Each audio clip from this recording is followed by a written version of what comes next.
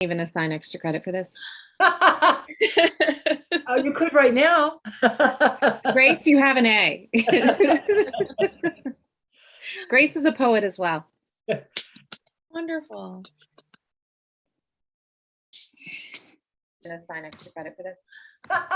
And we are all ready to go. So start whenever you guys are ready. Great, great. Okay, well, hello to everyone. It is my pleasure to welcome everyone here on the evening of this Martin Luther King Jr. Day to the River Styx reading series, and I thank you for joining us virtually as well. My name is Angela Mitchell, and I am the very newly minted interim editor-in-chief of River Styx, and I will be your host for this evening's program. If you feel so moved to make a $5 donation, you will find the link to our offering plate in the chat box, and we thank you for your generosity. Before we begin, I would like to thank the following for their ongoing financial support: the Regional Arts Commission, the Missouri Arts Council, the Missouri Humanities Council, the National Endowment for the Arts, and the Kranzberg Arts Foundation. I would like to offer a general reminder to everyone to please mute yourself while our writers are speaking. If you would like to offer praise or comments, please send those via the chat box feature. We will present your questions to our writers at the end of the program. Also, our writers' books are available through Left Bank Books, and Molly Harris, our managing editor extraordinaire, will drop the link to Left Bank in the chat and on our social media too. This recording will be posted on YouTube, so feel free to share it far and wide. I couldn't be more excited to introduce the roster of incredible talent we have with us tonight: Melissa Scholes-Young, Allison Joseph, and Robert Olin Butler. Thank you all three for being with us this evening. We have some virtual clapping there. Our first reader this evening is Melissa Scholes-Young, the author of the novel The Hive and Flood, and editor of Grace in Darkness and Furious Gravity, two anthologies of new writing by DC women writers, both from Opus Publishing. She is a contributing editor at Fiction Writers Review, and her work has appeared in The Atlantic, Washington Post, Poets and Writers, Plowshares, Literary Hub, and elsewhere. She's been the recipient of the Breadloaf Bakeless Camargo Foundation Residency Fellowship and the Center for Mark Twain Studies Quarry Farm Fellowship. Born and raised in Hannibal, Missouri, she is currently an associate professor in literature at American University. Tonight, Ms. Young will be reading from her most recent novel, The Hive. One reviewer said of the novel, "The Hive puts a finger on what American media has been chasing since the Tea Party formed and through Donald Trump's term as president: small town Midwest Americans' motivations. But what carries The Hive more than the themes and the characters is the gorgeousness of the prose." Scholes-Young invites us into the Failer family dynamic and the fascination of white Midwestern lifestyles with potent language. Please welcome Melissa Scholes-Young. I can just hear you all clapping in my head, my imagination. At all moments, whenever I walk into a room, I just put that soundtrack on. It helps me walk into the room. Thank you, Angela. Thank you, Molly. Thank you, Jason. Thank you, Marnie, for organizing, for inviting me. Maybe 15 years ago, I read with the Hungry Young Poets one summer when I came up from Southern Illinois. So it feels very much like a homecoming. And I launched my first novel at Left Bank Books, grew up in Hannibal, of course, and spent a lot of time down in Carbondale and in Monmouth. I did my undergraduate at Monmouth. So this feels like a homecoming. And in fact, writing The Hive felt like a homecoming too, because I was thinking so much about Cape Girardeau. And specifically, Allison and I were on a road trip and wanted to come through Cape on our way back from Little Rock when I was writing this book, and the river had closed the roads. And so this was on the effects of climate change, and how the river is constantly is a constant present in river towns was always on my mind when I was writing The Hive also. So I'm going to read to you from the beginning of the book, and then I'm going to read my favorite chapter about prepping, and which introduces you to the main character, one of the main characters, Grace. So The Hive is a story, as Angela said, about class in America and the fates of four sisters, their family business in a politically divided Midwestern town. So this is from the beginning of the book, where you meet the sisters. It was mid-July, on a sweltering Missouri afternoon. and the sun couldn't find a single cloud to hide behind. Waterfowl ducked beneath the river's surface, and whippoorwills sang their melancholy from lush trees waving above. The stale air stank of soil and algae mixed with coconut sunscreen. The muddy water of the Mississippi River wasn't worried with the Feller family's survival, but the sisters were. Sunshine baked the wooden dock and kissed the Feller sisters' freckles. And just as they had the summer before and the one before that one too, the sisters wore bikinis. Faded tops and bottoms passed down, and among them, the river assaulted the elastic, and the blistering light faded the floral colors. But still, Camp Swimwear endured. Came too close for me, Tammy said, dangling her legs off the dock. We almost lost everything. She flexed her feet in the sticky air. A rotten piece of debris hung from her pinky toe. Tammy shook it off, and the current swept it away. Everything that mattered, anyway. It was never that close, Maggie insisted. She swatted a mosquito on Tammy's thigh, leaving a thin trail of crimson bug blood. Besides, nobody would want this old fishing camp. It's a mess. But it's our mess, Kate said, looking up and down her row of sisters. It's too close for Mom, Jules added. She was itching to be done with it all. The family business and the business of the family, all of it.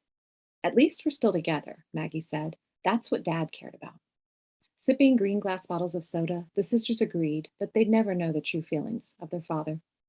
1 year ago, they'd sat on the same dock, months before their family broke, and they were left with only the fragments of the whole they'd once been. Now they were making their first camp trip solo as sisters. They were still sorting out who brought what and how the family worked now. Jules dove into the brown water alone and waded her way back up. Maggie and Tammy held hands, nudging each other's hips, and jumped off the dock together. Kate ran at her sisters, waited in vain for her parents to call after them, and then belly flopped in the middle of their wake with a splash. The Feller family fish camp had been handed down for 3 generations, a burden both beloved and neglected. It was a simple single-wide trailer on stilts, with rusted panels that maybe once had been painted white. The camp sat at the meeting of the mighty Mississippi and the Ohio River on the lap of Fort Defiance Park. Robbie, their dad, liked to remind them all it was once called Camp Defiance during the Civil War and had been commanded by General Ulysses S. Grant. Jules would roll her eyes and tell him that glorifying a war fought for slavery was oppressive. Before they began bantering about erasing history versus righting historical wrongs, Grace, their mother, would hold up her hand and say, "Enough." By the time they loaded the car for these trips, Grace had made dozens of decisions. She sought a truce, even if it wouldn't hold. The trailer's living room and kitchen combination reeked of rancid catfish and bitter beer, and the 2 miniature bedrooms housed 4 sets of built-in bunk beds, with narrow strips of peeling, dingy vinyl between the lofts. The Fellers ran to camp most summer weekends and squeezed in a few fall trips before the chill arrived and the leaves crisped in the Missouri Valley. At camp, the sisters learned to bait hooks, pull fish traps from the muck, and dig burrs out of their bare feet. They knew which bunks were theirs because they'd carved their names in the frame as a tradition on their 5th birthday. On their annual inaugural trip, as spring rounded the corner to summer, Grace cut notches in the wooden stairs to measure her daughter's growth. She added their initials and the date while the sisters raced ahead, peeling off Catholic school uniforms and pulling on mismatched swimsuit pieces from a communal wicker basket before jumping off the dock into the cool relief of the muddy water. The family dog chased them, cautioning their courage with a bark and cheering on their unleashed animal freedom. The promise of the camp brought hope. It lifted the family's spirits to pile in the car after the last day of school and travel toward the water. Each trip, the Feller family wished they would roast marshmallows for s'mores and finally catch fireflies without fighting over which sister had more. They would leave the family pest control business behind and not talk about how to cover the quarterly tax bill or whether they should pay for their employees' cell phones. But first, they had to drive the 46 miles from Cape Girardeau, Missouri to Cairo, Illinois, snaking the Mississippi River's gritty coast to put in the boat. Each trip, Robbie insisted they coordinate bathroom breaks for the drive, but they had to stop at least twice. Even as they grew from children to teens to young adults, the trips were the same. Maggie would say they should have checked the road conditions. Jules got car sick. Someone else would say planning took away from the adventure, probably Tammy. Kate didn't say much. She was lost in her own thoughts and passed around their mom's latest creation of homemade granola bars. Their brindle pit bull Nacho would whine from the back seat and lick their hands for crumbs. Robbie promised that if they could all just hold it, they'd be cooking hot dogs over a fire in time for supper. but they usually settled for grilled cheese sandwiches on the dock at sunset. Nacho ran after the bunnies in the bushes, hoping to find his old dinner, relieved to be released from the car. And who knew which family camp trip would be the one they'd remember most? The pieces of the weekends and years might add up to an entirely different story. And maybe they'd each remember separate parts, or the same ones with different patterns. Perhaps as grief and joy intersected, they'd learn that the whole mattered more than the portions. Nacho could have told them that. Dogs know that the only moment that matters is the one you're living. So the next part I'm going to read is actually Grace's. Actually, I just realized I'm super nervous reading that passage out loud because I'm afraid I'm saying Cairo. Cairo, Cairo. Allison, can you weigh in on this? Is it Cairo or Cairo, Illinois? Does anyone know? I feel like I always get it wrong. My family says Cairo. Do you? You say My Cairo? great grandmother is from Cairo in Thebes, but you know, New Madrid. New Madrid. It's New Madrid. Who knows? Who knows? I think the Feller family knows, but I can't quite remember. It's been so long. It's been a decade since I lived there. I want to float Caro as one of the options there too. That's what I heard. Caro, I like that. That sounds Southern. I'm going to read you a short excerpt from the Grace chapter, which is the one that I get asked to read quite a bit because somehow last summer when this novel came out and people found out that it had a character who was a prepper, a doomsday prepper, and we were in the middle of the pandemic, and I had gone to prepper camp, and I was writing a lot about for the Believer magazine about my experiences at prepper camp. This seemed to be the character, this ambivalent mother, Grace, that seemed to catch fire the most, and people were suddenly interested in how prepping, doomsday prepping, sort of became very mainstream. So I'm going to read to you a little bit about Grace. Grace knew she'd be the one to save them all in the end. Certainly she couldn't count on Robbie, but she'd be prepared. She'd rescue her daughters too, even if they were ungrateful. Grace made lists. She also made plans and contingency plans and worst case scenario plans. Surviving was all that mattered. It was life or death, and Grace chose to live and to fight for her family because no one else would. As a kindred prepper, sometimes Kate would join Grace on the front lines in the cellar basement and help with inventory. One time, she'd even caught her favorite daughter watching Doomsday Preppers, and Grace thought, finally, someone gets me, even though most of the preppers on TV were just showing off. Some of them thought it was a game. It wasn't. She preferred the term survivalist to prepper because surviving this marriage, this family business, and this life was a war she knew how to win. The list she wrote clarified the daily battle plan before she holed up on the front lines in her basement for real work.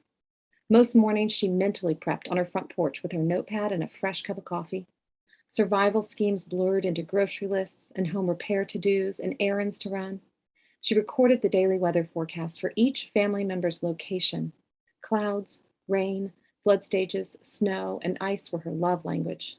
It's not that Grace didn't notice sunshine, but she saw the threats to her family more acutely. The sounds of the neighborhood soothed her as she plotted, especially the peaceful seconds after the school bus carried the kids away. The house sighed. Nacho stretched out on the rug by the front door. The mat at their threshold read, welcome, but no one really was. When the bird feeder rush hour chatter began, Grace made a note to refill the hummingbird nectar. She understood their spastic energy and territorial intensity. The tornado of tiny wings calmed her. She checked her list again and saw duct tape crossed out. So why wasn't where she'd left it on the workbench?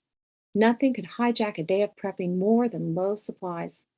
Grace yelled into the garage where she thought her husband was. Robbie, did you take my duct tape again? She didn't bother checking, just opened a door, a slit, and screamed. I bought a 3-pack last week at Walmart, and 2 are missing. Robbie didn't answer. He was probably there behind the tool bench in a lawn chair with a beer, but she couldn't see him without coming into the garage.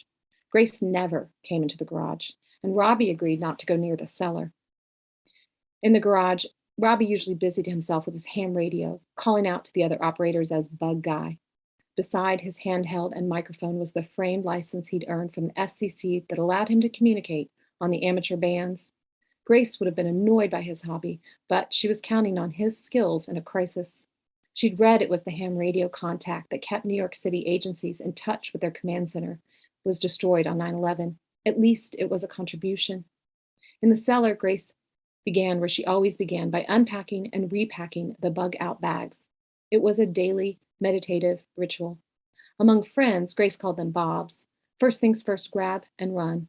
The blogs claimed that hunkering down was the primary line of defense, but survivalists like her preferred an escape route. Grace didn't like the idea of relying on chemical concoctions, but the idea of being stuck indefinitely in a perfectly stocked cellar with her husband made her stash Valium. She'd peeled off the prescription label and wrote emergency use in black Sharpie, and then added underneath mom only. Grace saw threats everywhere, which is what made Bob so essential and challenging. And each Bob had the basics: folding shovel, Marine Raider Bowie knife, Gerber multi-tool, fire starter items, flashlight, first aid kit, crank radio, rope, water, bottle with filter, food bag replaced once per year, hygiene items, utensils, bowl, sewing kit, work gloves, extra socks, tarp, compass, batteries, Bible, bullets. But she added a few extras for each: a journal with pencils for Jules, who liked to scribble, a keychain stuffed animal for Kate, who even at 12 still slept with her army of dolls, a romance novel for Tammy, maps and markers to keep Maggie's mind occupied, a full flask for Robbie, lipstick and night cream in the secret packet of her own personal Bob. She scanned the shelves again, thinking maybe she'd already brought the duct tape down and had blamed Robbie for nothing. When she couldn't locate the extra rolls, she fumed all over again, stomped up the stairs, and called the office. Feller family exterminating. Jen speaking. Jen who? Grace asked, sipping a lukewarm cup of coffee. Jen, I'm new here. What's it to you? Oh, you're something, aren't you? This is Mrs. Feller. I need you to send over a technician with 2 rolls of duct tape. She smashed the phone between her ear and shoulder and cleaned off the coffee pot with her free hands. You want to speak to Mr. Feller? No, I want you to call one of the guys from the back room. Trust me, whoever is back there isn't doing anything useful. Put 2 rolls of duct tape from the stockroom in his hands and tell him to drive to my house. Hold on, I'll get Maggie. Grace was in the basement loading the flashlights with batteries, testing them and unloading them again, when Travis came down the steps 10 minutes later. He hadn't knocked. He paused at the base of the stairs, spun a roll of duct tape in each hand, and parked them at his waist like 6-shooters. Heard somebody needs to be taped up, he said, blowing on a roll like it was smoking. Seriously, Travis? They sent you? Her face twitched into a smile, but she busied herself testing the flints. Ain't you glad to see me, Grace? Travis pleaded like a puppy. His friendly, wide smile pulled down into a pout. He puffed up his chest and focused his soft brown eyes on her. He was good at sales. Getting him hired at Feller's was surprisingly easy and mostly convenient. Robbie vastly underappreciated his skills, but Grace saw his value. I'm glad to see you, just not in my house. Don't see nobody home. Grace looked at her watch. Kate and Tammy's school bus will be here in exactly 27 minutes. Travis closed the space between them, dropped to his knees in front of Grace's waist, and offered the duct tape. Grace took both rolls and stacked them neatly. She leaned away to cross the tape off her list again, and then Travis rose, put his hands around her backside, and laid Grace out on the workbench. You are so strong, he said, sliding his hands up her plump thighs. She kissed him back, thrilled that when the world ended, basic instincts would prevail. She blushed to have someone else in control. She trusted Travis, and he made her feel safe in a world where she never felt safe. He admired her lists and carefully considered the details of each of her plans. When Travis had joined their local preppers assembly, she knew immediately he took survival as seriously as she did. Robbie had been skipping the meetings for months, but Grace had to go alone. Grace undressed him quickly to get the smell of his uniform out of her nose. The last thing she wanted to think about right now was the family business or the business of the family. This was about endurance and survival. Together, they could do both. Travis strengthened the hive even as he threatened it. This was how she made sure her daughters would be safe. Her checklist fell to the floor, and the duct tape soon followed. I wish we were together, because I like that dramatic pause of like, you know what's next. Thank you for having me, everyone. I'm excited to hear Allison and Robert next. That was wonderful. Thank you, Melissa. And I have to say, Grace is, I think, my favorite character. I do like her. Yay for ambivalent mothers. Yeah. So we to be talked about more. Thank you. That was wonderful. And Zoe the cat really liked it too. I mean, as is the requirement for all Zoom meetings, a cat must leap across the screen, and she is doing her best here to add to the entertainment. Next, I'd like to introduce Allison Joseph. Allison Joseph lives in Carbondale, Illinois, where she directs the MFA program in creative writing at Southern Illinois University. Born in London, England, to parents of Caribbean heritage, she grew up in Toronto, Canada, and the Bronx, New York. A graduate of Kenyon College and Indiana University, she serves as poetry editor of Crab Orchard Review. She is the publisher of No Chair Press and the director of Writers in Common, a writing conference for writers of all ages and experience levels. In 2014, she was awarded a Doctor of Letters honorary degree from her undergraduate alma mater, Kenyon College. She has published many books and chapbooks, including What Keeps Us Here, Soul Train, In Every Seam, and others. Her full-length book of poetry, Confessions of a Barefaced Woman, was published by Red Hen Press and was chosen as the gold first place winner in the poetry category of the 2019 Feathered Quill Book Awards, nominated in the poetry category of the 2019 NAACP Image Awards, and was a finalist for both the Montaigne Medal and the Da Vinci Eye Book Award. Joseph is the widow of the late poet and editor John Tribble. Tonight, she will be reading from her newest book of poetry, also published by Red Hen Press, titled Lexicon. The poet Leanne Roripaugh had this to say of Lexicon. Allison Joseph's Lexicon is poetic celebration, elegy, and most of all, song. Exploiting tensions between content and form, body and body image, women and misogyny, race and stereotype, these are poems that thrum and churn within their own well-wrought urns, frequently calling out the histories and hypocrisies of their own formal embodiments. The poems in Lexicon hum, croon, and belt out their refrains with heartbreaking candor, shimmer, and sachet, revealing a poet so deft with form that she can easily code shift between violence and ecstasy, side-eye and wit, lyric torch song and funk. Allison Joseph is a poet whose skilled craft and remarkable voice combine to make a remarkable music, and this book is both powerhouse and pleasure. Please welcome Allison Joseph. Hello, everybody. How are you tonight? It's such a tremendous honor and pleasure to be reading for River Styx. And River Styx and I have this long history. So long, I need to show everyone something. This, because I'm a terrible housekeeper, I still have this. This was from 2016 when River Styx was doing programming at the Tavern of the Fine Arts, RIP, Tavern of the Fine Arts. And I was the featured reader at the 2016 Literary Feast. So many memories. And I know I've attended so many wonderful readings with my late husband, John Tribble. So we feel like we're part of the River Styx family and have seen the changes in editors, and we wish you so much good luck, Angela. And it's just a perfect choice. And my love goes to, in many ways, Jason Lee Brown.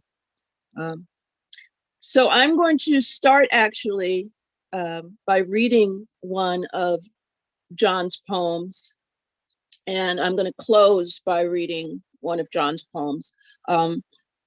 For those of you who don't know, I was married for many, many years, 27 of them, 27, almost 28 years, to John Tribble, who really was the heart of our program here at SIU.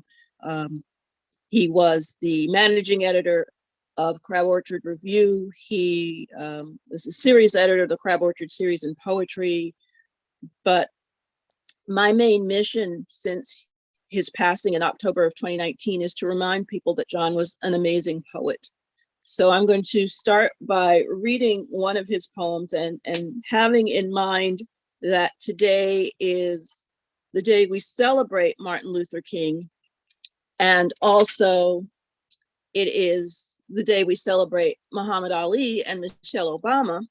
John was one of the few white writers I've ever known who was able to write about race.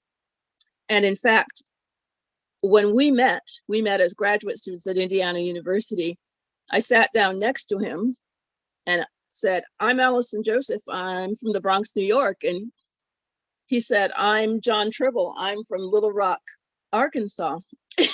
And your girl said, "Little Rock 9, Arkansas."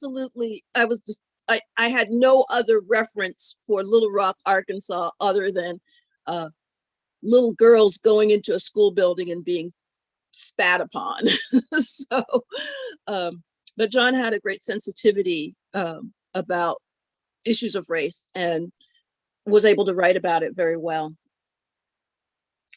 This is a poem of his from Natural State, which it was his first book, and really is about Little Rock, Arkansas in many ways. This is called White Boy with Afro. In '75, when P-Funk and Led Zeppelin separated Black and white in Little Rock, as surely as National Guardsmen had enforced Eisenhower's will in that inverted year at Central High, the brushouts grew tall on the heads of dark and light men and women whose crowns announced to anyone looking for close crop, burrhead, nappy, or Congolene that the sheen was in. And Black power fists at the ends of plastic picks were political weapons of style, if not consciousness. Like the hippie locks and flat top confrontations of the last decade, these tonsorial battle lines clearly demarked from 5th grade forward the side of the cafeteria each belonged to, which locker to turn around to open, not to mention the bus rides. And that left me, a wavy-headed, wire-haired 13-year-old whose scalp prickled uncomfortably at the thought of ever again setting foot in the shop of the fat, bald barber who always promised to make me look just like him. These dirty little wars offered few allies. As weeks passed into months between haircuts, I became more suspect with each thickened morning. When crew cuts on the offensive line threatened to pin me down, while the razor made sure that helmet could fit over the mess, my fastest teammates, mostly in the backfields or wideouts, kidded about touching up my fro, lifting the top to avoid those flattening wings, which looked more like bozo than shaft.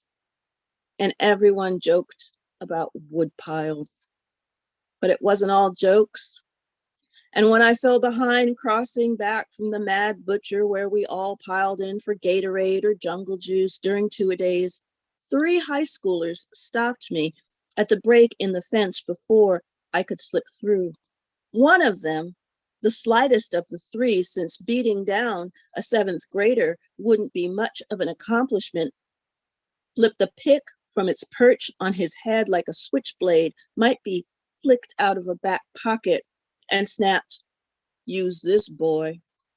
I took it, and turning my wrist so the teeth faced my scalp like a trowel in my grip would face the earth, prepared to disentangle the matted, sweaty mass atop my head, when the biggest reached over and gently pulled the pick from my grasp and handed it back to the first, who glanced at his friend's smiles and then smiled at me, slapped me on the back and said, "You're cool."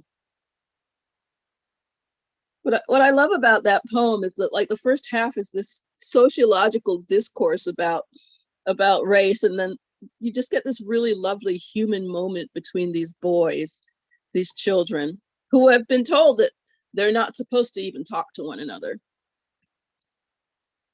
So I'm going to read some poems from my newest book, which is called Lexicon, and it was published by Red Hen Press. And it does take on issues of race. I try to be funny when I talk about race. I try to interject some humor. So in this first poem, I reconfigure the muse into a badass Pam Grier kind of character, because the muse really should be a badass Black woman, because we're being called upon every day to save the world. So why shouldn't the muse be a badass Black woman? And the interesting thing is my Christmas present to myself was a pair of thigh-high boots. They weren't black leather, but they were thigh-high boots. So this is called My Muse. My muse wears thigh-high black leather boots, sports an 8-inch fro so thick she can hide razor blades in it, fingers nimble as she slices away weak lines, slack syllables, unredeemed cliches. She smells of cocoa butter, has skin the color of a Hershey's kiss, stomach firm without sit-ups. Stroking her sinuous waist, she dares me to write as well as she looks, her smile more wicked than I could ever be. When she speaks, she sings. When she sings, I stop, gape at her mouth, lips full, lightly pink. Unlike me, she's never been ashamed of them, of her wide nose, hands. She's not afraid of anything, anyone, but I'm afraid of her. What if I let her down, anger her, displease her with gooey sentiment, abstract diction? Patient thus far, she marches down the hallway to the kitchen to cut herself a slice of chocolate peanut butter pie. Says I can have some if I get down to business, write her something deserving such sweetness. She'd never be caught in polyester like I wore in grade school, seat of my pants snagging on wooden chairs. She's a clean-up woman, a stand-up woman who comes and goes as she pleases. The plate she holds out to me, laden with what I want, have to earn.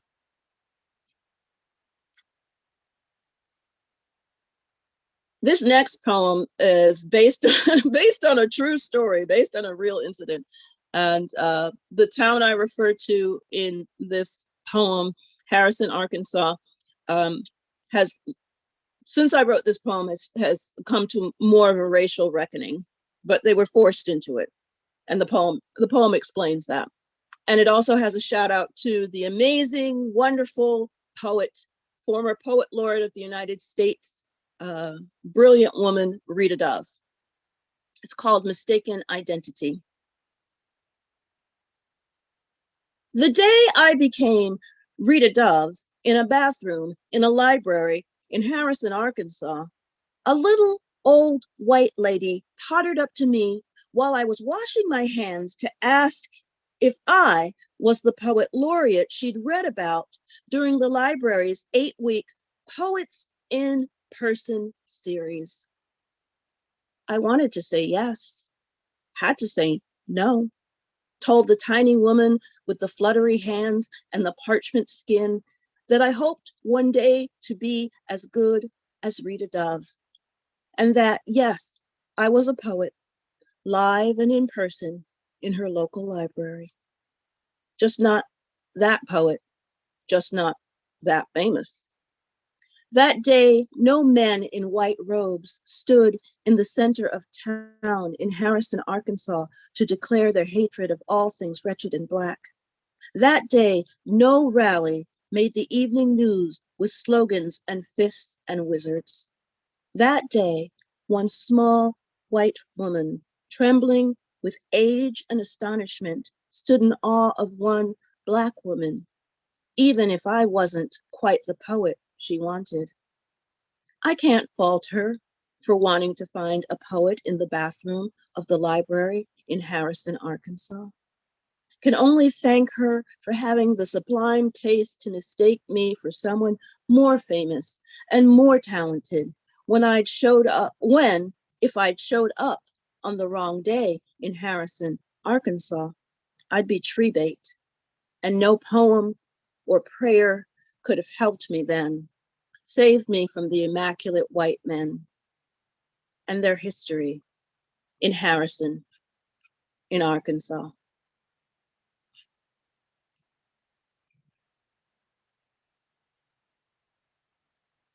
So this is a poem.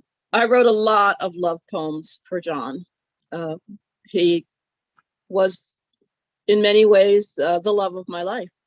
And anyone who knew John knew how much he loved music and how much he knew about music. And to the day he died, he didn't really adapt to like streaming. He wanted physical media. So we had I think Rhino put this out, Rhino Records, this thing called a funk box, which is like a history of funk music. And so this poem's called Funk Box, and it's dedicated to John. You make me want music in the morning, bumping funk to go along with my ham and eggs, hi-hat and snare drum thump, way before virtuous people are asleep, are getting ready for work. Way before noon when virtuous people are asleep or getting ready for work. Way before noon when virtuous people are too busy to swivel their hips in gratitude for what God gave them, whatever shape God comes in, bumping funk to go along with my ham and eggs, hi-hat and snare drum, thump that's syncopated enough to get my body moving, mouth working, wrapping its way around a song's hi-hat and snare drum thump. Bumping funk to go along with my ham and eggs. You smile your wicked little smile that I could care less what the neighbors think grin. So what if you're playing Bootsy and P-Funk way before noon when virtuous people are asleep or getting ready for work, not studying funk beats in the moments between them? Whatever can echo before and after, those fine distinctions between getting up and getting down. You make me want music in the morning.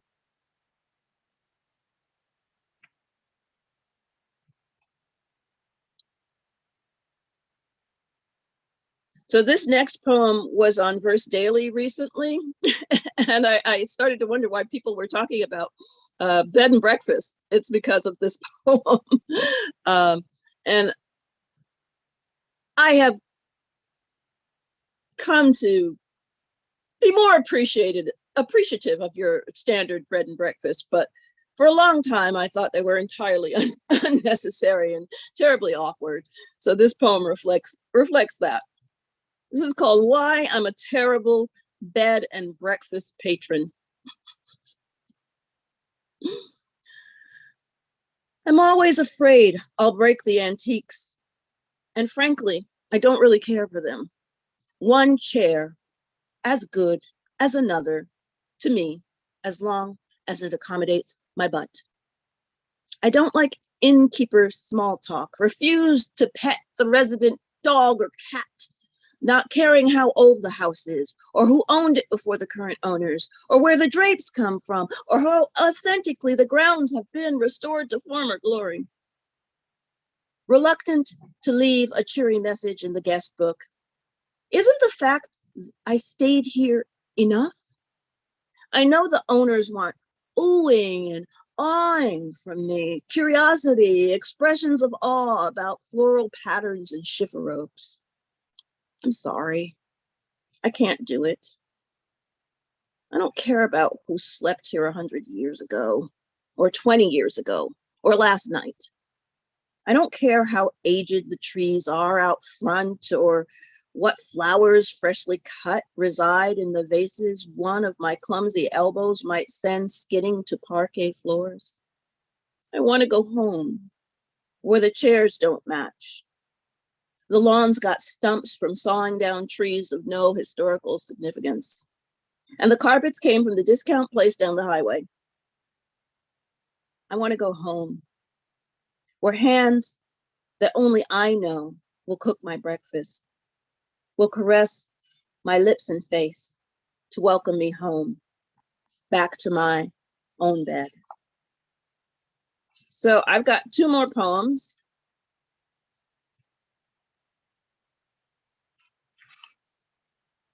One of mine, and then to close with one of John's. A lot of the poems in here have to do with grief and mourning, but this book was written long before John passed, the person I had in mind when I was writing the poems in this book was my mother, my late mother, who I'm now older than she was when she passed. And I'm tomorrow I'll be 55. So she died at 52, very young. But she was an immigrant. She was born in Jamaica, and at age 19, the older I get, the more I marvel at my mother's strength and courage. At age 19, she gets on a boat in Jamaica and ends up in somewhere in London. And she doesn't really know what's ahead, but she knows she's going to study nursing. And even though she's been passed a long time, I can still hear her advice about certain things. So this is a poem called My Posthumous Mother. She likes that I have a state job, well paying, even if the state isn't New York. Working for the city, any city, is just too hard. Too few benefits for the work. She likes that I'm married, even if my husband isn't Black, isn't Caribbean, wonders when we're going to stop fooling around, get down to the business, and make her some grandbabies. Half white, half Black, she doesn't care. Disappointed that I don't go to church or read the Bible or think of Jesus, she'd trade a few textbooks for hymn books, wants me to pray more, put my palms together, lift my face to the Lord. Always a bargain lover.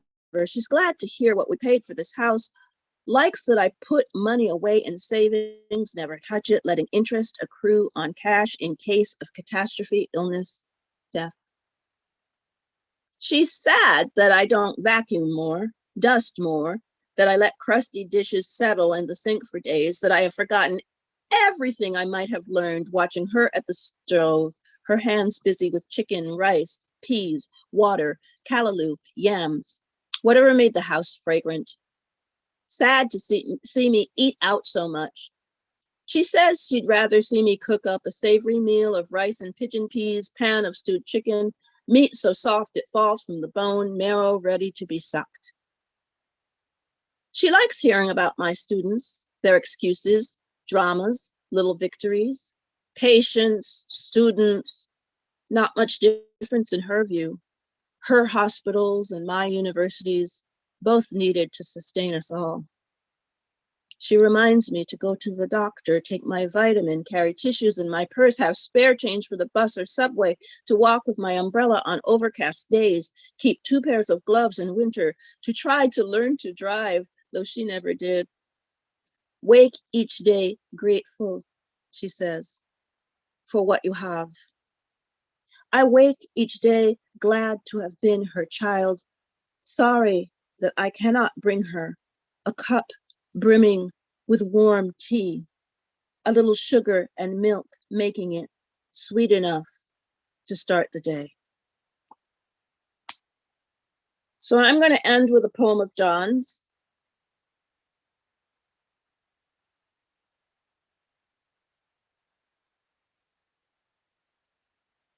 And this is a poem of John's that I have had a hand in writing.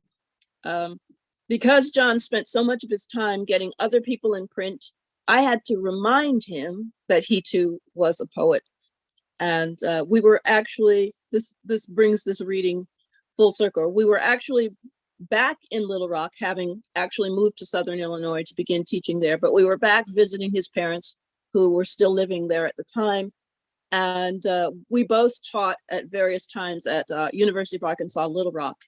And next to, it's a very urban campus, concentrated and not a large campus, but a urban campus. But next to it at that time was sort of a strip mall where there was, I believe, a storefront church, a meat market, and what was known as a gentleman's club. It was named the Prime Time. The Prime Time, prime, and then the word time spelled with a Y, because I guess that makes it extra classy. So And we passed by and there was a sign out that said amateur night. And I said to John, who knew this town had so much flesh in it, you know, that we could have a whole amateur night. And then I said, you've been in there, you have to write a poem about that sign. And he indulged me and wrote this poem. So this is called Amateur Night at the Prime Time. And thanks everyone for listening. Amateur night at the prime time. Who knew this town had so much flesh in it? The dancer drops her head between her legs, and men who can't afford another drink reach deep to come up with a couple of bucks to get her to remove another shred of pink rip-away t-shirt clinging to her shoulders like junk mail poking from the lip of a mailbox at an abandoned apartment she left in Malvern or El Dorado. There is only so much one can pay to see, but tonight it's here, where leftover green beer goes for $8 a pitcher, stale popcorn and peanuts $2.50 a basket. But it's not sustenance they come for unless to feed a lonely imagination or half-forgotten lust, free to anyone who's paid the membership at the door. Tomorrow she might be checking out customers at the Mad Butcher or stocking shelves at 7-Eleven. She could be calling from Sears or flipping burgers at Dairy Queen. Whatever she wakes for to pay the bills and rent, invisible behind a smile or frown, cheerful hello or impersonal grunt. Now she's more spectacle than any daylight life could shadow. The thong of her G-string disappearing before the mirror of blank faces that give back only their reflections. Wives and girlfriends and magazines and passing glances, staring through the gyrations, shimmering from lubricious skin, jiggling along to the forgettable music. Thanks so much, everyone. Thank you, Allison, and thank you especially for sharing those poems of John's. Arkansas has a really special place in my heart for all the people I love there, and for its sheer weirdness, which just never ends, and it's great in so many ways. And also, thank you for telling the truth about B&Bs. Someone has needed to say it for a long time. Thank you very much. This was a pleasure. Well, our last reader this evening, I'm really pleased to introduce. Robert Olin Butler is the Pulitzer Prize-winning author of 24 previous novels and short story collections, including A Good Scent from a Strange Mountain, A Small Hotel, and Perfume River. He is also the author of a book on the creative process, From Where You Dream. He has won 2 National Magazine Awards in fiction and received the 2013 F. Scott Fitzgerald Award for Outstanding Achievement in American Literature. He teaches creative writing at Florida State University. Tonight, Mr. Butler will be reading from his new novel, Late City. Of the novel, a reviewer for the Historical Novel Society wrote this, which I thought was beautiful. The narrative's emotional power is fully earned, never manipulated, and Butler's elegant language is true to the tongue. His research blends so seamlessly into the story that one is inclined at times to believe it isn't fiction at all. Late City is an honest, poignant reckoning of what it means to gaze unblinkingly at our own failings and to find transcendence. Please join me in welcoming Robert Olin Butler. Thank you so very much. It's a pleasure being here. This is being virtually there. I feel like I'm with you. This is that's my main squeeze of a big city for all my growing up years. I grew up just across the river in Granite City, Illinois. My new novel is called Late City. And the title is derived from when you remember these things called newspapers. They were actually printed on paper. and you actually read them physically. And in its striving to do what, let's face it, the internet does brilliantly, keeping the news up to date. On a given day, there would be a number of editions that newspapers published, if you recall. The very last one was called the Late City edition, usually published after midnight, which was the last edition bearing the date line of that previous day. And the relevance of all this is that the central character, a guy named Sam Cunningham, through the heart, the main working time of his life, was a newspaper reporter, and then became the editor-in-chief of a major daily newspaper in Chicago. The book begins at exactly 10 minutes after Donald Trump is declared the president of the United States. At that very moment, Sam Cunningham begins to die in a nursing home in New Orleans, Louisiana. At this moment, he is 115 years old. He is the oldest, the last living World War I veteran. Now, about 70,000 of the 76,000 words in Late City take place in a nanosecond, as he's visited by God himself, who leads Sam to a review of his life. The book is basically his Late City edition. By the way, I hasten to add, this is quite an unconventional portrayal of God. You're not going to see much of him in this section, so I'm just going to give you a little taste of him. When Sam starts to get a little apologetic for using profanity before him, God says, "Oh, please, who do you take me for? Profanity has nothing to do with words. Talk to me about your fucking heart." Quote, that's what God saith the Lord. So I'm going to read you one brief episode from the book. Sam, in this episode, is a 17-year-old, barely 17. When he was 16, with the help of his father, he lied about his age in order to become an American volunteer in World War I.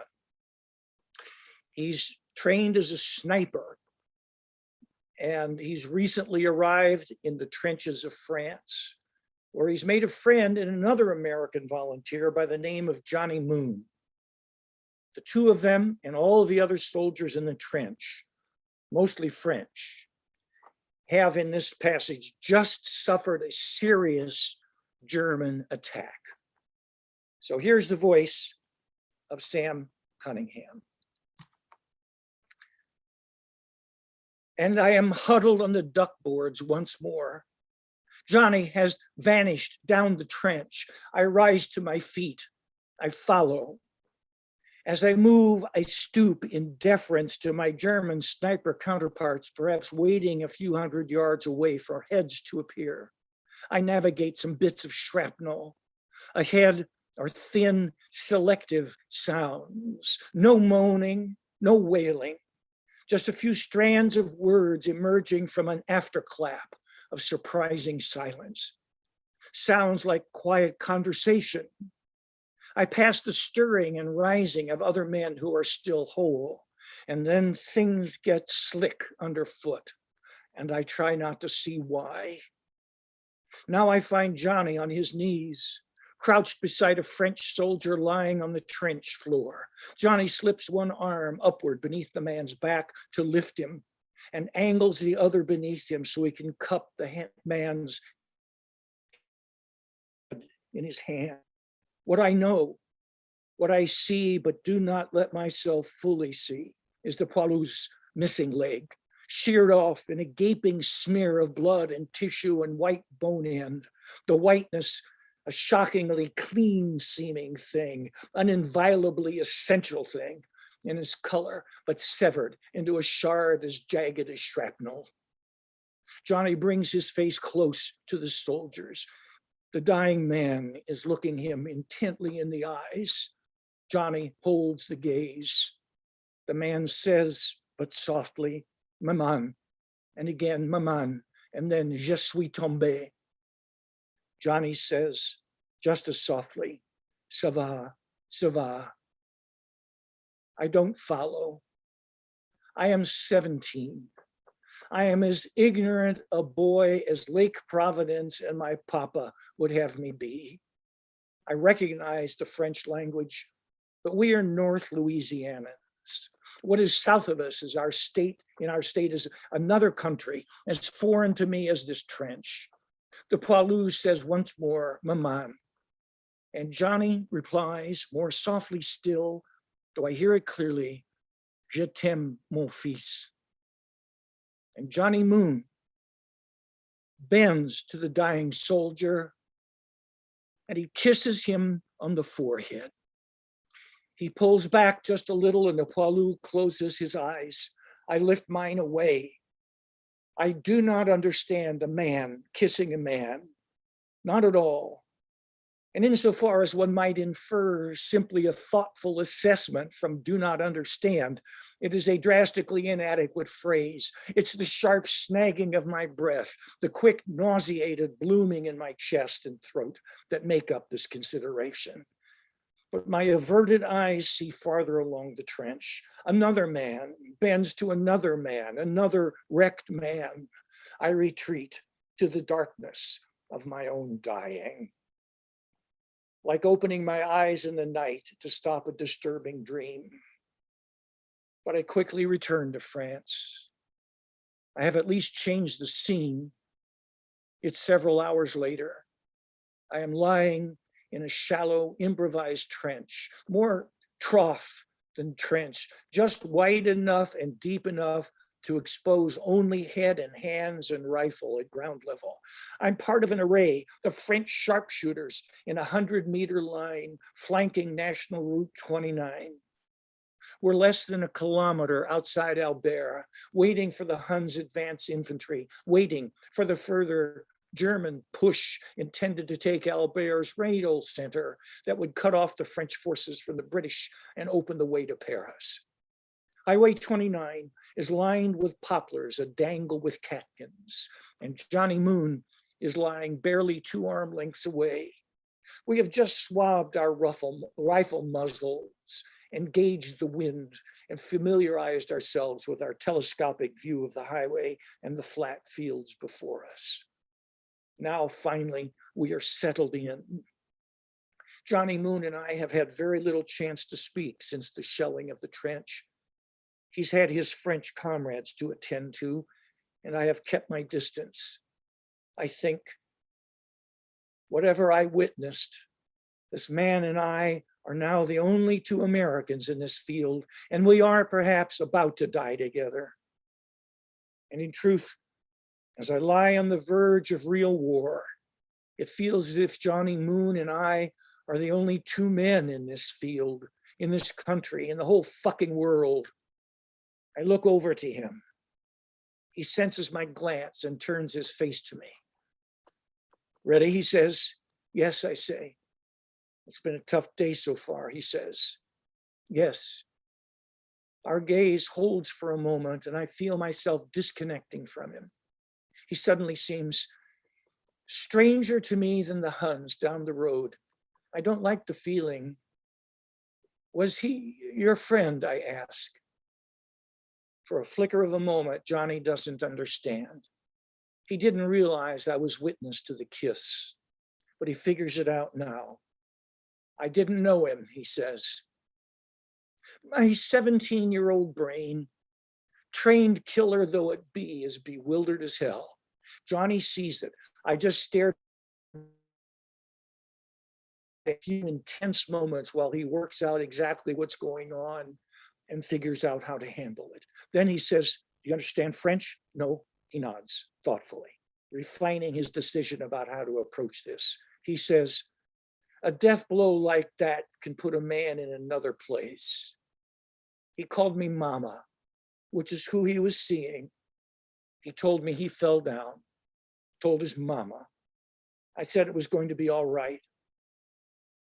Johnny pauses, studies my reaction so far. My face probably hasn't changed much. He knows what's disturbing me. Johnny says, then he spoke to me again as his mother. I knew he was about to die, whoever this poor bastard of a Frenchman was. So I said to him, I love you, my son. I am still blank. Like his mama would, Johnny says, and he looks away. I think, and then you kissed him. And then I think of that other embrace going down the trench. Johnny turns back to me. He says, look, young lieutenant, I didn't even have to, he didn't even have to take me for his mother. And it didn't have to be me that got to him first. It could have been most any other man in the trench who'd been spared for one more day from dying. And the dying man could know exactly who it was who'd taken him in his arms. It would have all gone the same way. But don't jump to conclusions about any one of us. This is about millions of men being forced to become somebody who has to dig a hole in the ground and then go down in it or jump up out of it and die a ferocious, savaging death when you just want to be a farmer or a teacher or a sales clerk or a guy stoking coal in a tramp steamer. And there ain't nobody else in the world but you and the rest of the fellows in the same fix. And you have good reason to believe that's how it's going to be till you're dead. Your mama doesn't exist anymore and never will, nor your papa, nor your girlfriend, nor your children, nor anybody else. We are all we have out here, just us men. So when it's your turn to die and you need some mothering, you need some tender something like a mother would give you, then by fucking damn, we give it to each other. Most of us know that and live by that, my innocent young boy of a lieutenant. And so will you, I bet, after you get a good taste of what's coming at you from down that road. And if today's your day to die, at least maybe you'll have an American mama who can hold you when you go. And Johnny turns his face away from me and he looks down Highway 29. I turn my own face and I am in the dark. God says, you back from the war already? Am I? Did you get a story down that trench? Not one for a family newspaper. That's it. Thank you. Thank you very much for that. That was beautiful. Well, this was kind of amazing, huh? The three writers we have here, and I'd like to open up the conversation to any questions or comments that our audience has tonight. If you can write them in the chat, or you can unmute yourself, and you're welcome to ask those questions. I do have a couple that were already submitted by an anonymous reader earlier, and Bob, while I have you here, one of the questions is a pretty straightforward question about Lake City, which is you chose to introduce us to Sam on the eve of Donald Trump's election. And our reader wanted to know, why did you choose this snapshot of time to frame the story of this 115-year-old man? Well, in a sense, the book tries to answer some serious questions. I won't give you any spoilers here, but Sam makes a serious journey to the present time. As I said, there's probably 6,000 words of present time in the book. And Sam grew up in the American century. And Trump's election is the greatest challenge, existential challenge to what America has thought it was, has aspired to be, what it has nevertheless become anyway, but become that because those currents were also present in that American century. He grows up with a racist father in a racist city in a time when that was the dark side of this American experiment. And so it seemed to me an appropriate event in American history to review the whole of American history. And it just happens to be 115 years old is a possible age for people to live to. And so on the day that Trump was elected, it was feasible for someone who was the last living 115-year-old World War I veteran. And I thought, it just felt like a natural, extended slice of time to examine what the hell happened to this country. Yes, and that makes a lot of sense. Kind of, another question on that is that the reader was asking if lockdowns and quarantines were the impetus for Light City, or did you already have the idea for a deathbed confession conversation, or was it kind of inspired by the last 2 years of? It was, yeah, that was beginning, but it felt, my personal life intersected with this book in some drastic ways. 3 days, I live in Caps, Florida, which has a population of 1. And it is in a county indeed that goes all the way from the Georgia border to the Gulf of Mexico. And the whole population is 14,000. It's 24 people per square mile in a county that did go for Trump, by the way.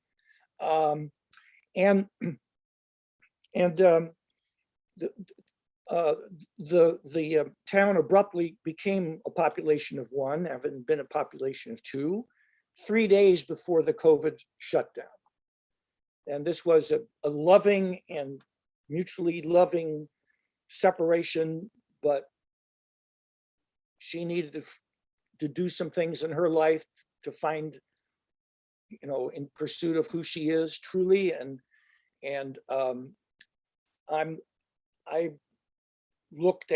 spent the next, still am living in essential isolation. And I had 15,000 words yet to write of Late City. So and I had recently turned 75 years old. So this was a serious, existential dread and I lie down together every night. And so, the COVID impacted certainly the book, especially in that last 15,000 words. And that's maybe the best 15,000 words I've ever written, in a sense. It's certainly the hardest, but as I say, things transpire in this book. His life and the threads in it come to a very interesting sort of culmination. And it all just collapsed in on me at the climax of this book. Thank you. Thank you for a really honest answer about that. It's very interesting to me tonight, the way I think the state of the country and then the pandemic and all that that brought on us, and the states of grief that we all experience have really converged tonight in this reading with all three of you. I'll go ahead and stop for a moment and ask if anyone here does have a follow-up to any of these questions or something else they'd like to ask. So we'll continue on. Did have another question here for going back. Angela, wait, Frank has his hand up. I feel like the professor. Frank has his hand up. Okay, I have a question for all three of the readers. It seems that grief in its different forms was an aspect of everything that was read tonight. And given that grief is a universal experience that we've all have experienced or will experience multiple times in our lives, how does a writer digest that experience? How do you grind it out in prose, in poetry? At what point is it ready for the page? Is it ready for publication? And are there things that are too fraught to maybe even put out there?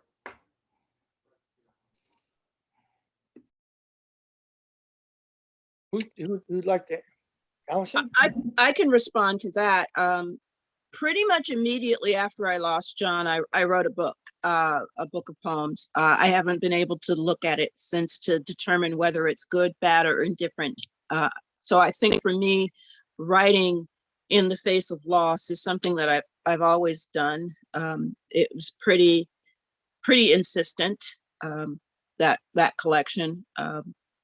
And since losing him, I've written a lot of elegies and have sort of taken it upon myself to study what elegy means and to broaden my definition of it so that it's not just, of course, losing someone as primary as your spouse or your mother or your father or a sibling.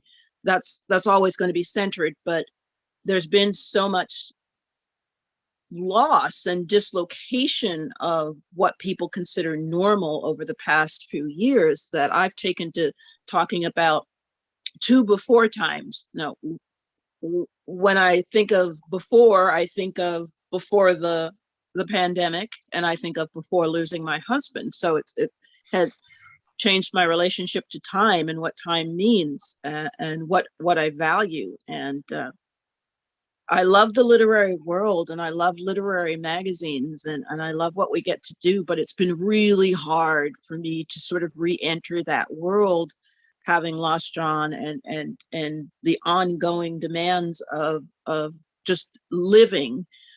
So I just think it's we all define what it means to lose something every single day since the pandemic started, and it stretches us in different ways, sometimes good ways. I mean, I learned how to do my hair and I learned how to cook better, so I think that learning from Allison also has, when I was writing this and thinking about the way that grief is complicated, especially with matriarchs and patriarchs, and specifically a family business. I grew up in a family business, and so I've seen a family pest control business in Missouri. This isn't my family, but I've seen 4 generations now of a patriarch suddenly dying. So I was interested in sudden grief and the way that that is a bomb in a business, in a family, in an entire structure, and in all of the employees it affects too. And so I was constantly asking that question about how sudden grief in a patriarch of a family makes some space and room where there wasn't one before, and that grief is complicated.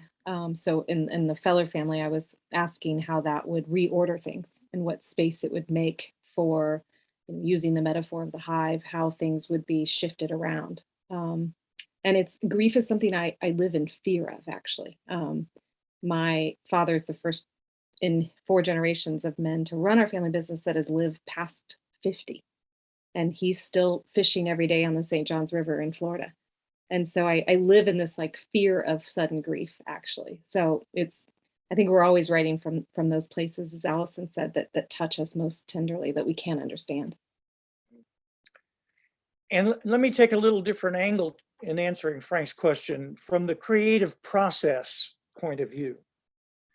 I always like to cite Graham Greene, the great British novelist, who once said, and I'm paraphrasing because I can't remember the quote, but for a reason that'll be immediately clear. Greene once said, basically, all good novelists have bad memories. He says, what you remember comes out as journalism. What you forget goes into the compost of the imagination. And in terms of grief, in the kinds of ways in my book touches on grief, I've got 3/4 of a century of encounters with that in various ways in various places. But for me, the stuff that is ready to energize the creative process in writing is in terms of my life experience, is the stuff that my really good bad memory has, blessedly composted for me.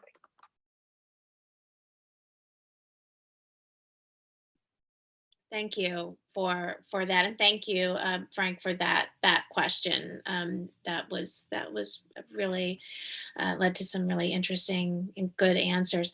Other questions from the audience? It's hard for me to see. If you see someone's hand go up, if you can let me know, that is helpful.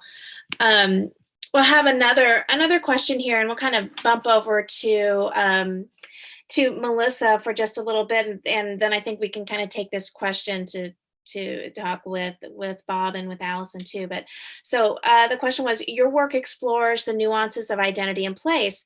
What are the challenges of writing about small town life without appearing to be disrespectful or judgmental or high-minded, especially if we grew up there and have outgrown its smallness? And this was something actually I was thinking about earlier too, about the way in which we deal with politics in writing fiction and in writing poetry, and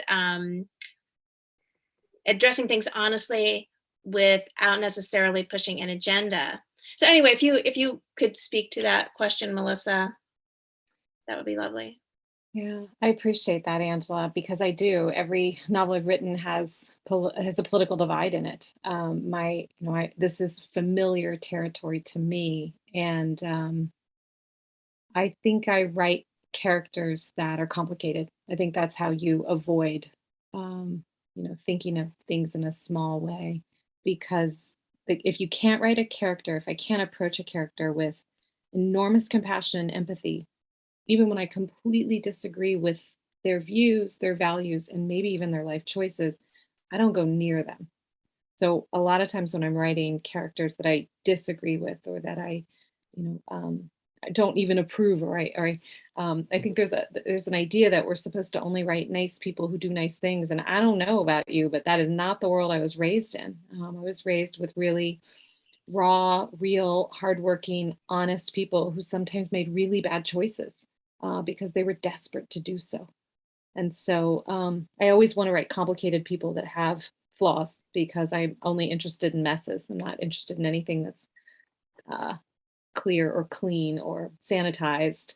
It just doesn't ring true to me. So I think that by having characters that have complicated portraits, you can write pretty awful people sometimes and still create empathy from a reader, is my best guess at that. I don't know. I write from my roots because I still very much feel them. And I think sometimes when we leave a place and we look back on it is when we feel it most acutely. We miss it the most. We're most defensive of it.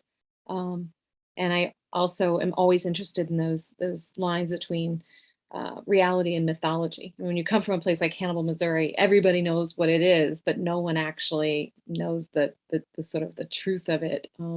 And how, again, it's a politically divided, complicated place as well. I'm not sure if I'm answering your question, Angela, but I love the question. I'm still trying. Oh, that's a great answer. Bob or Allison, do you want to address that too, about place and and politics, and when politics and that which is political and personal kind of merge, which they do for all of us all the time? You want to go first, Allison? Sure. We carry all the places in us. So I'm this weird combination of a person who grew up in New York, and I've lived in the Midwest for many years, and I have this Southern side that came to me through John. And I think I have a great fear of the small town experience. Moving through small towns as a Black person, particularly in the Trump years, has not been easy. But yet here I stay. I've, I've been here so long. So I think as Melissa indicates, you have to find the real. So in that poem about Harrison, which is a place I could have very easily made out, and yes, they had Klan rallies in the center square of Harrison, Arkansas, but yet my experience there was this woman who treated me like a god because she thought I was some other Black person, but still. And that kind of typifies the Black experience in the Midwest, because often the Midwest is given to us as this white monolith, and that's not what it is, even if you are in a small town.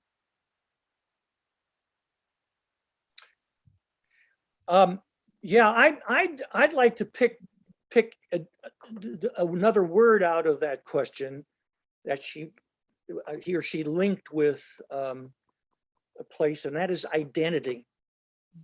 For me, that is the most crucial thing in all of the narrative art forms. Goes all the way back to Aristotle, who said, that what plot is an individual character who has goals and objectives which are thwarted and challenged, and that's the drive of narrative. And I teach this identity thing as a central concept, because I used the word instead of goals and objectives, which can cover all kinds of fiction. Entertainment fiction has those are often built around objectives and goals, to solve the murder or win the partner or whoever. But for literary fiction, it seems to me, I use the word yearning, it's yearning, because it suggests the deepest level of goals and objectives. And if you dig I think I borrow a term from Einstein, a kind of unified field theory of yearning, to me, is that if you dig deep enough in the character, the central characters in literary fiction, you're going to find that character is yearning for a self, for an identity, for a place in the universe. That's what's driving any character in literary fiction. And why is that? Because it's true in life. Almost every breath we take is an act of trying to answer that great question, who the hell am I? And indeed, if you step back if you look at all the issues that challenge us and divide us in the world, place, yes, and where you're from, politics, yes, gender, race, sexual preference, religion, all these. But if you look at them, what are those things in their purest form? They are prefabricated answers to that question. Who am I? And they're offered in their purest, and I think therefore fallacious terms. That is who you are. You're one or another of these things. And because then you can clearly draw a circle around yourself, and you know who you are. I am this. I am, whatever element of those defining categories you pick. But then also you've got somebody outside of the circle that is your own. It's the other. And those tend to become antagonists to each other. The literary experience is to look into our shared humanity. And yes, those categories of self, a combination of them, legitimately make up who we are. But the ultimate thing is that each of us is a profoundly unique individual. And I think literary fiction, what we are writing are the narratives in which human beings act out their yearning for a self in a much more complex way. And that seems to me what drives narrative art. I think that's wonderful. Many years ago, we took our family to Ireland, and weirdly, out in a field was a sign written on an old piece of vesting, and in green it said, "What do we really want?" And I took a picture of it, and I keep that photo with me because I think that is a central question to writing and to art and to that discovery of the self, which is that question of what do we really want? Yeah, Who am I really? that's to answer that question. That's what we're all doing. Yeah, yeah, exactly. This is the best church service I've ever been to. Really, truly, more questions, and then I might have one more here to go that I'm kind of holding. But does anyone else have a comment or a question, or a do you like to tell everyone how much you love them, or something along those lines? That's okay too. To ooh and ah.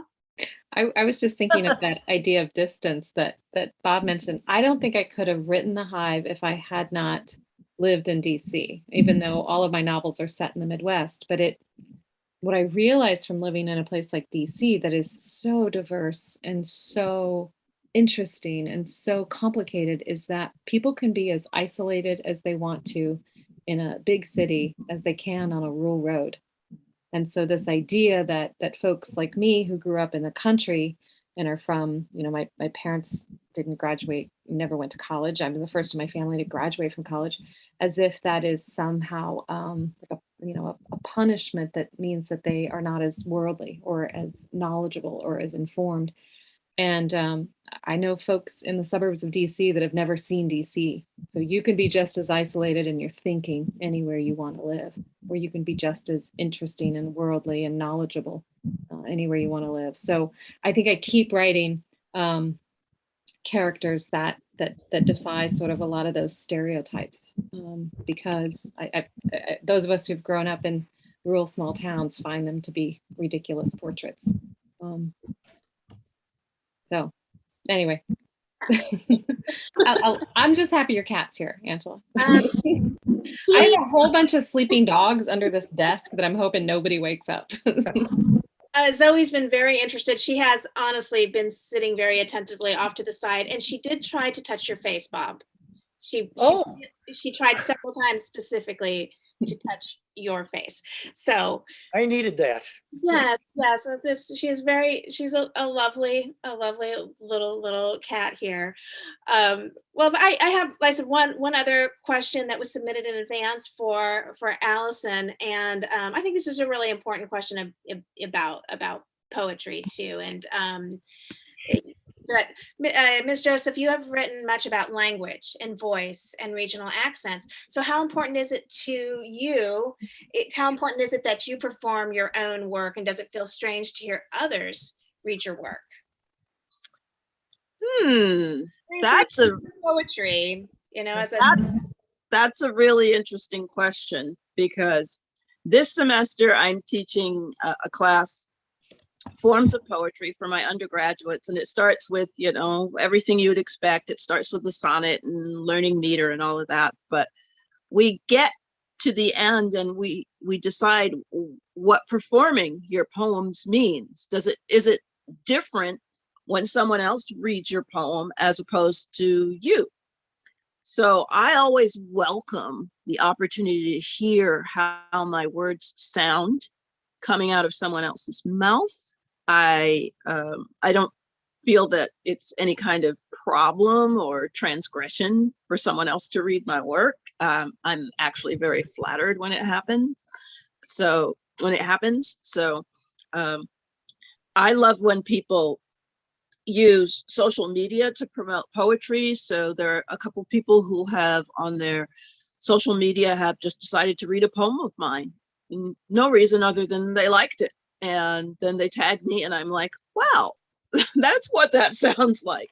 Because often, even if you are the originator of the work, often you don't hear it until it comes from a source outside yourself. So yeah, I'm a big proponent of not necessarily what has been stereotyped as performance poetry, because that's a whole world into into and of itself with its own issues and problems, but people performing poetry or people integrating poetry into the world in ways you don't expect. I mean, I grew up in New York, and we had a program where on the buses you could look up and see a poem.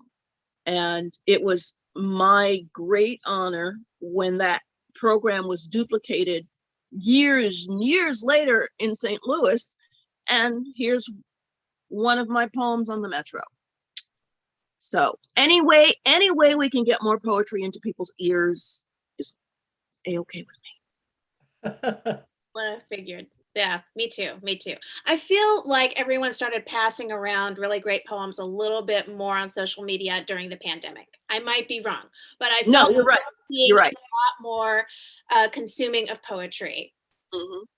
Because yeah. my theory about that is, and maybe I'm speaking out of pandemic brain and grief brain and all these things, but it's easier to deal with 14 lines than it is to read something long form. So in the early days of the pandemic, I remember there's a lot of poetry being shared because people needed a way to figure things out. And it happens whenever there's some sort of large mass scale tragedy. I remember poems being shared after September 11th, after the Boston Marathon bombing. So do we find solace in somebody else's words, even if they're not necessarily written for that occasion? I think we do. We have a nice comment over on the chat that I think is maybe a good place for us to stop. It says, tonight's reading matters a great deal to all of us living through the pandemic and the grief of a torn country. I am so glad River Styx hosted and really extraordinary writers lead us into the deeps. And I think that is really, really lovely. And the great value of literature is self-examination and reflection, and maybe some understanding in there if we're lucky. Anyone have anything else? I really kind of hate to say goodnight because I have loved this discussion.